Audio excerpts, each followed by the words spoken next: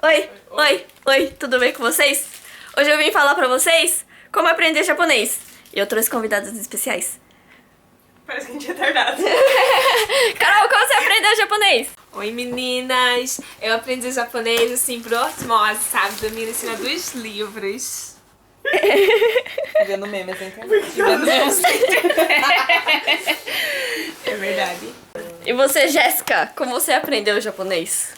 Eu aprendi a falar japonês com One Piece. Meu, olha que essa referência. Mano. Nossa, essa é útil pra né? Como você aprendeu japonês, Karina? Esforço, amizade, vitória. Aprendeu com anime, da Tebaioka.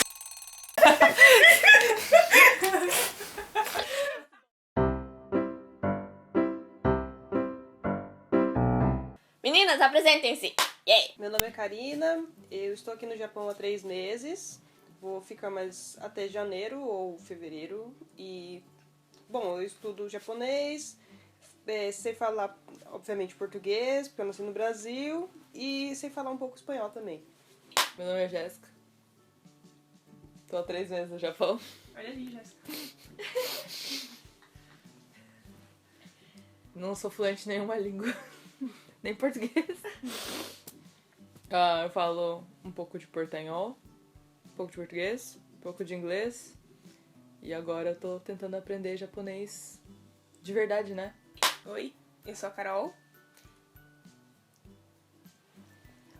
Eu tô aqui no Japão faz 3 meses, vou ficar pra fazer curso profissionalizante de animação. Falo português, espanhol, inglês e tô aprendendo japonês. Vamos dar uma olhada no Instagram delas, elas desenham pra cá. Eu quis fazer um vídeo sobre como aprender japonês. Como você pode aprender japonês, por que aprender japonês, sei lá, né? E como eu nasci no Japão e eu uso meu japonês meio que instintivamente, eu não conseguiria dar dicas significativas pra vocês de como aprender a língua. Então eu chamei minhas amiguinhas que estão fazendo intercâmbio no Japão pra falar sobre isso. E por que japonês? Eu não sei. Eu sempre gostei da cultura japonesa e, apesar de ser mestiça, tipo, eu não poderia vir aqui morar porque eu, como sou 4ª geração, eles deixam morar só até a 3ª geração. Então achei que vir fazer intercâmbio era uma mão na roda, porque eu ia poder ficar 1 ano estudando o idioma e a cultura que eu gosto e, tipo, conhecer lugares, conhecer novas pessoas. Eu achei bem bacana isso aí. Eu também, 4ª geração. E a bolsa que a gente tá... Você já falou da bolsa? Falei. Então, a bolsa que a gente tem, né, no MEXT é muito boa, o Mombuka Gakusho, né? Que paga tudo pra nós, pra gente estudar o que a gente quer. Tem 1 ano inteiro para o ensino da língua, então é uma oportunidade única, né? E eu sempre tive interesse também pela cultura japonesa. Minha avó fala muito japonês, eu não falo nada, então eu sou a vergonha da família. Aí tem que vir pra cá, né, pra aprender japonês, falar japonês com a avó. O objetivo é falar que nem delinquente de escola. E eu não sou nenhuma geração de japonês, eu não tenho nenhum japonês na minha família. Mas eu quero vir estudar no Japão, fazer uma faculdade, um curso profissionalizante, uma pós, alguma coisa. E pra isso tem que aprender japonês, né? Pra me achar pros meus amigos, falar que eu vejo anime sem legenda. E tipo, como vocês começaram a aprender japonês? Primeiro eu comecei enchendo o saco da minha mãe que eu queria fazer aula de japonês. Certo. Aí ela me matriculou numa escolinha de japonês, quando eu tava com 9 anos de idade. Aí eles ensinaram, né, porque tipo, cartilha básica com hiragana. Depois que aprendi o hiragana, foi pro katakana. Aí aprendi algumas palavras e tal.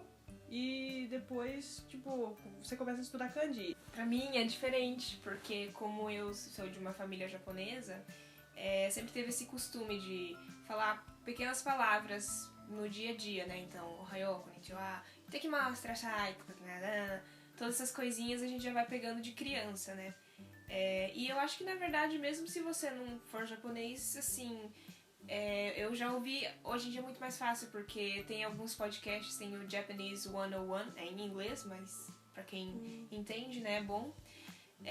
Que ele ensina primeiro essas coisinhas mais básicas. Se você anotar e deixar, sei lá, espalhado pela casa pra você lembrar, assim, de pequenas palavrinhas, já vai ajudando, né? Eu também fui pra uma escola de japonês de criança, só que eu não aprendi nada de criança. Daí eu só fui voltar a ver isso quando eu tava no ensino fundamental e ensino médio. Então não tem problema se você tem 20, 30, 40 anos e quer aprender, porque eu aprendi também mais velha. Mesmo estando em família japonesa e tudo, eu fui aprender tudo mais velha. E questão de kanji, eu sei que é diferente pra cada um, mas muito do que eu aprendi vendo num contexto, assim, específico. Tipo, sei lá, você começa a pegar algum outro mangá e você vai vendo aquele kanji igual sempre e você vai meio que relembrando o que significa, como é usado, como que dá pra ler, desse jeito. Eu sei muito pouco, mas o pouco que eu sei, né? Eu também gosto de estudar kanji, assim, tipo... Eu Eu gosto porque, assim, eu sou péssima em gramática japonesa, então decorar kanji pra mim é a parte mais fácil. Eu gosto de memorizar kanji. Então, por exemplo, Que bom pra você. Continue assim. Você pode falar também. Desculpa. Então, meu caso foi o seguinte, que eu comecei a estudar japonês mais bem no começo, eu comecei a estudar por hobby, né?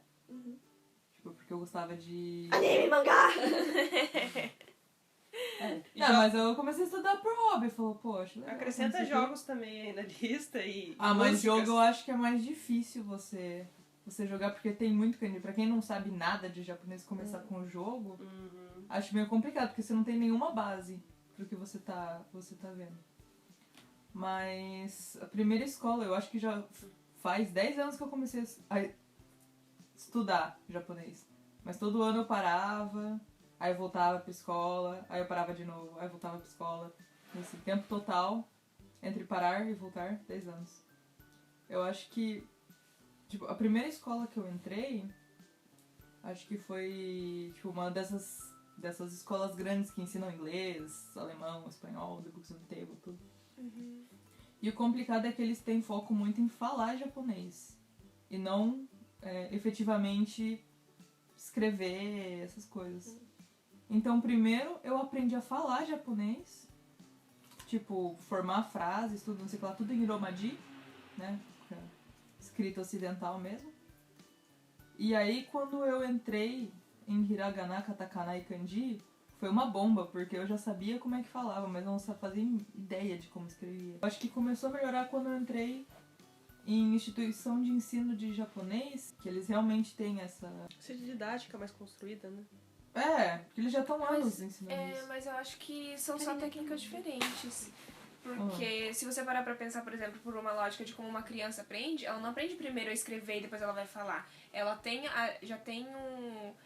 Como fala? Um instinto, não sei. Não, fluência, né? Ela já tem a fluência, já consegue se comunicar, e aí depois ela vai aprender a escrever. E na verdade, uma coisa que até um cara que a gente vai fazer umas aulas de inglês, ele tava falando pra gente, né? Se você parar pra ver na escola que a gente tá agora, né?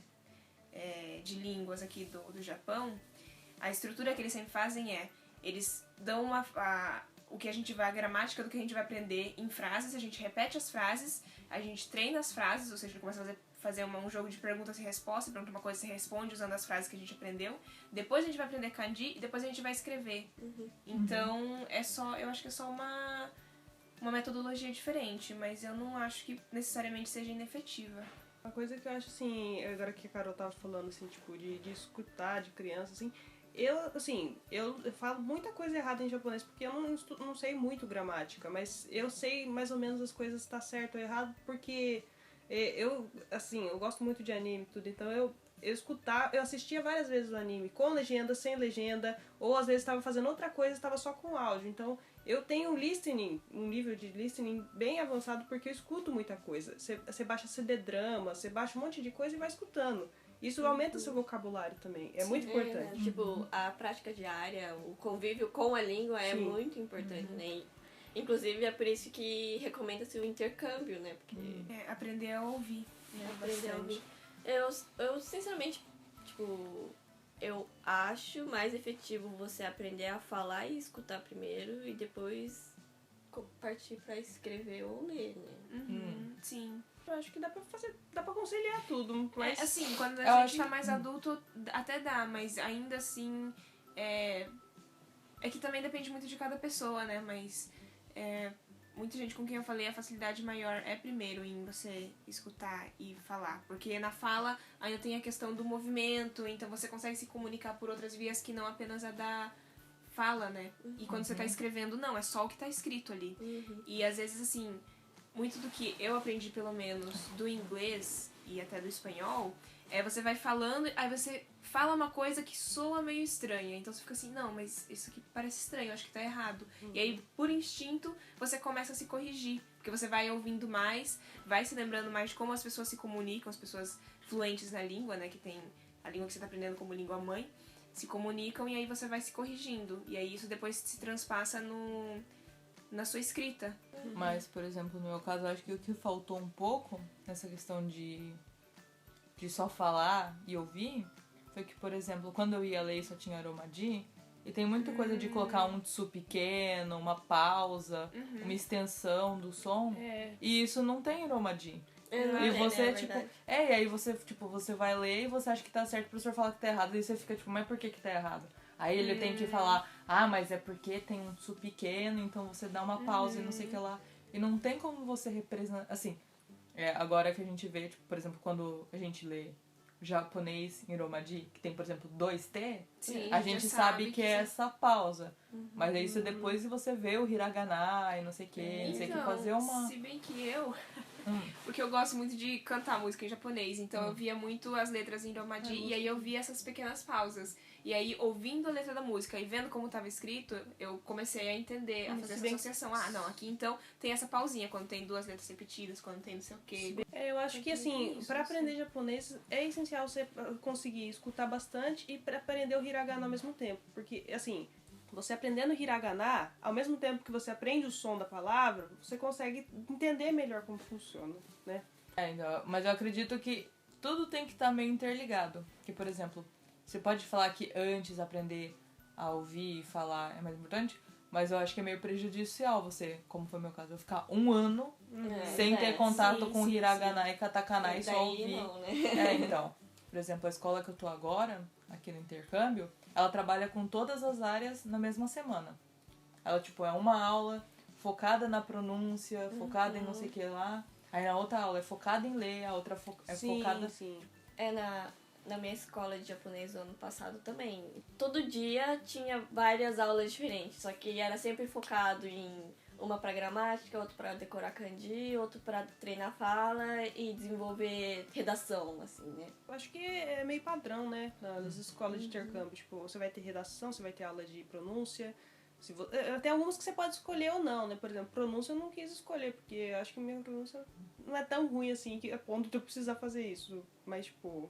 porque tem gente que tem um sotaque muito mais carregado que o meu. Eu falei, não, eu tenho outras aulas mais interessantes. É verdade, né? Tipo, como que tá a escola de japonês de vocês aqui no Japão? Tá muito boa, gosto muito. Já tô com saudade, nem fui embora ainda. Desenvolva. Não, porque... mas aí eu acho que não é diretamente ligado ao japonês. Tipo, é porque eu gosto muito dos professores e os professores têm uma interação com os alunos como se fosse mais amigo mesmo.